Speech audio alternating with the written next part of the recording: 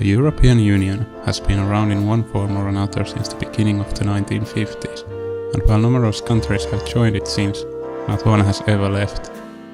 That fact looks about to be changed, however, after the citizens of the United Kingdom voted leave on a referendum considering their EU membership. This phenomenon has been called Brexit, derived from the words Britain, exit, break up and oh shit. But what are the future implications of a Brexit? Welcome to Factually True Politics. To understand Brexit, it is essential to first examine what it is that the UK is parting ways with.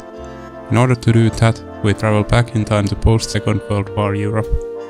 This is when the ancestor of the EU, the European Coal and Steel Community, is formed by the Netherlands, Belgium, Italy, Luxembourg, France and West Germany. The ECSC is at its heart a peace project, designed to regulate the manufacturing and trade of steel and coal, both crucial resources for a nation looking to launch a war. In 1957, these same 6 countries formed 2 further alliances, the European Economic Community EEC and the European Atomic Energy Community Euratom. Together with the ECSC, these 2 made up the predecessor of the EU, the European Communities.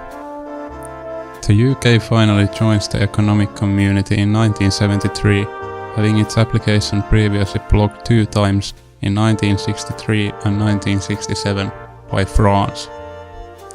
Fast forward 20 years to the 1st of November 1993, when the Maastricht Treaty enters into force, creating the European Union.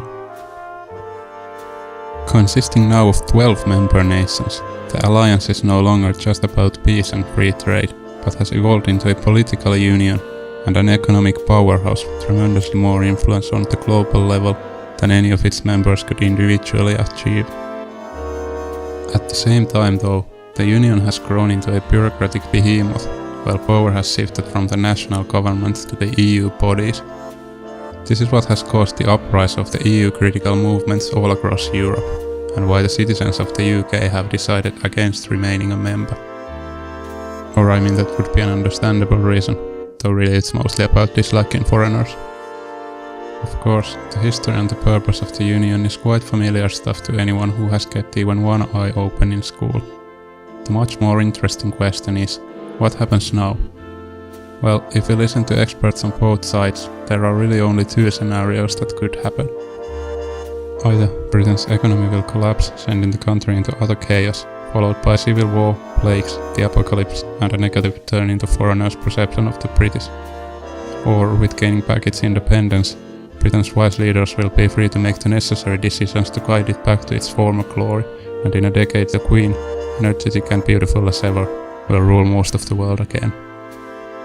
Of course, one might have had enough of the experts, in which case you will be happy to know that at least the Jews in Brussels are in fact crying themselves to sleep because their plan to world domination has failed, now that Britain won't accept Muslim immigrants anymore. There's also a tiny chance that the answer to our question is not much really. The UK might just continue on like Norway, which isn't formally a member of the European Union, but practically acts like one. But those headlines wouldn't really sell all that well. Whatever happens, Brexit will be marked to history books as unprecedented, so the most important thing you should do is figure out exactly where you were when it happened, because that will be the topic of many coffee table conversations to come. If you enjoyed the video, hit like, share it to your friends, and subscribe to Factually True for more interesting educational content. You can also click the links on the screen to immediately watch another Factually True video. Thanks for watching, and until next time, keep learning.